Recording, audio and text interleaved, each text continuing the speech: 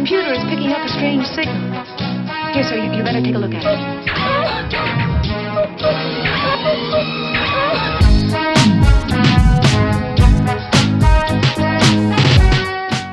Hello, and welcome to another episode of Life Through a Prism with your host, Rob Tierney.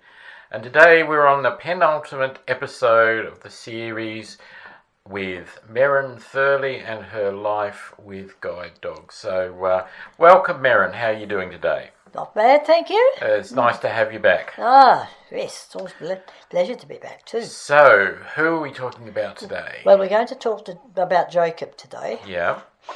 Now, he came, early January 2018. And we started work almost just after the new year. And we were in a class of two. He and his brother were in that first class. And we did our first orientation of all that sort of stuff. The harness procedures and all the rest of it that I'd already worked with before in any case. And then we went into the first walk. I don't think I'll ever forget that. Jacob's brother Jerry was in the same class as mine. It was a class of two. And we went off for the first outing. Never forget it. I just thought over time to go. Right, okay. Oh, here we are. I said, here we go. Here come Jerry and the pacemakers. Off we go. Because they were too young to know what that was all about. And I thought, oh, well. I probably thought you were talking about people that have literally got pacemakers named Jerry. Oh, yes, they could have done too now. That's a good, yeah. And we went out for a walk. I think one of the first things we did was to go down to the city park. And we did a lot of open air stuff down there, which was really quite good because being summer holidays, there were a lot of people around. So there was a lot of possible distraction if that was possible to be. And there was beautiful days, lovely days, so it was really quite good to do that. The only interesting thing about this is I didn't think about it at the time, but thought about it later. Jerry would never, ever climb up into the back of the guide dog's vehicles. I had to do in training. He wanted to sit up front. Jacob did it. No sweat. He was up, but he wanted to be close to me after a few days, and he didn't really want to sit behind. He wanted to sit with me. And so when we started doing split stuff, that made it a bit easier. So what is split stuff? Oh, what I mean by that is it's an individual work, and that was depending on where you lived. I mean, Jerry and his partner did where they lived, and Jacob and I did around here. And that was separate because obviously I didn't know where Jerry lived, and he didn't need to know where Jacob was living. And so that was really quite good. And I was in the process at that time because my mum had loved Ida very much. And when Ida retired, she didn't want her to go. She was most upset about that, and I just say to her, look, there's not only me involved, I can't tell them that. And so I had to, for the first few months it was pretty much me and Jacob, and he and Mum didn't, she didn't talk to him, she didn't sort of, but I suppose at that stage also she wasn't really feeling too good to be doing any of that anyway. But so how was Jacob fitting in with that, because he's getting one message from your mum and another message from you? Yes, that's right. How was the acclimatisation going with that? I gave him more than he really needed. And that way that was the bonding on my side of the fence that he was going for, because there was more there to be had. And it was really quite interesting. He didn't bother terribly much at all until my mum went to hospital in June. Then, yes, he did. He got closer to her, and she got closer to him. And which was really quite interesting. But that was the way it worked. And if I'd have thought about it at the time, I'd have thought, well, okay. Because Mum was already determined that she wasn't going to stay here too much longer after that. So there was only another 6 months. So I mean, I took Jacob quite a few times, and thinking one night it might be good to go down to the nursing home for tea and let him take his meal with him too. Yeah. Never ever happened. We got to that stage in the end where it just wasn't going to. Things deteriorated a lot.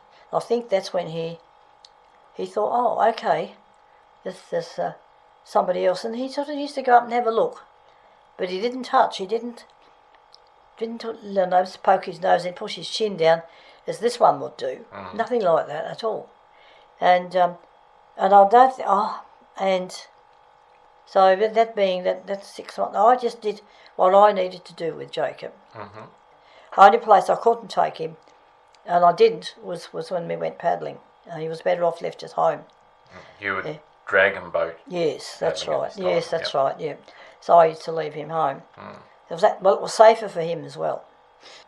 So time went on, and then when we just before Christmas that year, it was time for us to work together alone, and we were going to be the ones that living here in the house.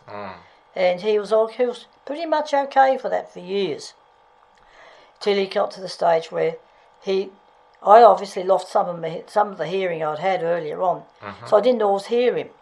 So sometimes of the night he used to thump around until he got me to wake up. He wanted to go outside. Well, he still does sometimes, but it didn't always happen.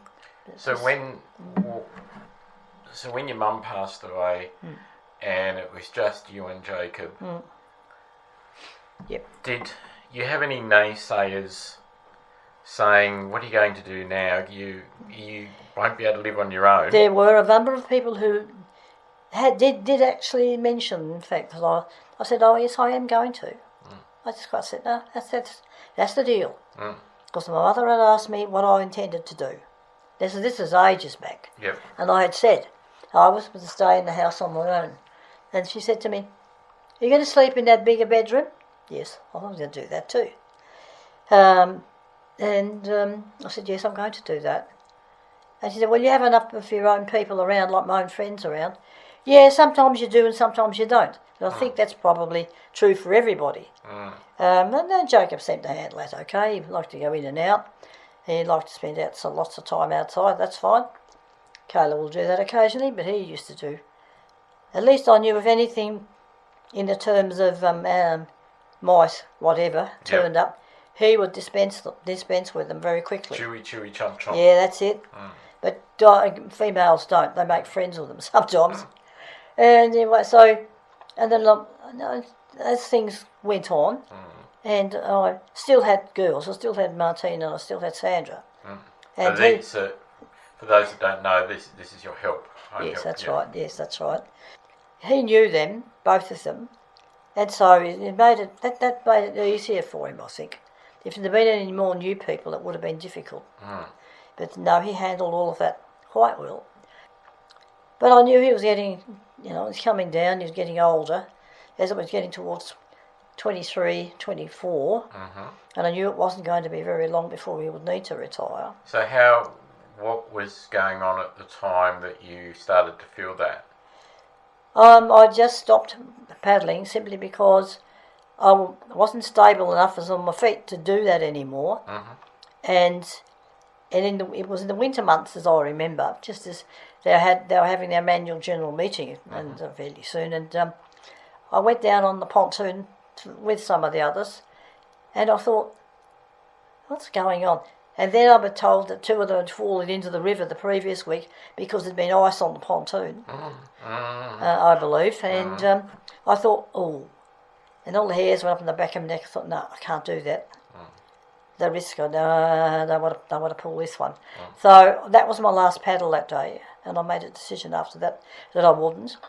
And of course, Jacob wasn't worried terribly much. It just meant that I was going to be here with him more time, and that was okay. But he was starting to slow down and starting to have problems. I knew that he lost 3 teeth, and it was just sort of. It was, and the vet that I was working with at the time just said to me, "Look, Merran, it's nearly time for him to retire." And I said, "Yes, I know, I'm aware of that." So we did, And my friend Mary asked me if he could come and live with them, and I said, yes, that's fine. You know, I was quite happy for that to happen. And the only other funny thing about that was, for a little time here, just before Christmas in 24 it was, I discovered that I actually had 2 guide dogs. Because Sean, bless him, we had to do the changeover. So Jacob had to move from Meander Valley municipality into Launceston. And anyway, and then in the end, the dog handler, I don't know what they call them, old dog ranger, I suppose, from out Meander Valley rang me. And I said, I said, what should be happening is, Jacob, my new dog, Kayla, will be coming into the municipality. Jacob is going into Launceston. Oh, they said to me, look, can you sort that out? I said, no, I'll do that for you. Can I just stop you there for a second and ask you, what is the importance of it changing municipalities when that happens with a dog? If the dog is moving to another area, and that is often what happens. You're required to fill them in or fill the forms in to have them move yourself. So you're registering them that they're that's going right. from one place to another. Yes, that's right. Yeah. And because they are a retired guide dog, so actually then you have to pay the fee. Okay, yep. Yeah. So I said, okay, I'll sort it all out for you, which I did. I said to Mary, just get the form. And she said, that's okay, well, we can fix that up. I said, that's okay. I will then let Meander Valley know when Jacob has got to Launceston and Kayla's living here with me, which is what I had to do. And I did. I thought, this is fun. I've never done this bit before. I've never had to before. So that was something new that they brought? No, it's just something that happened. Okay. Yeah. Just one of the things that happened. Yeah. It's one of the things that should have been dealt with at Wasmson. Right. And then Merran just took it on and did it. Okay. It will save a lot of trouble that way. So, before we wrap up today's episode, is there one, and I know it's hard because I've asked you this a lot of times, but is there one story that sticks in mind with Jacob? Oh yes, there is one. Don't know whether you'd call it funny or not, but he has, I don't know that he does it in his new house though, but he loved to dig holes. Oh. And so we went to dig up the Mary's garden too, but he doesn't. I don't know that he does it now. But this is they're in a completely new circumstance now, so maybe he doesn't. But I don't know. I said to him, mate, and then of course he'd lay in them here. Yep. He'd lay in the hole he made, and I thought, well, that's cooling down because it would be cool, earth underneath him. So I figured that's probably what he was looking for. So what did we do with that piece of garden when after he'd retired? We just put some artificial grass down.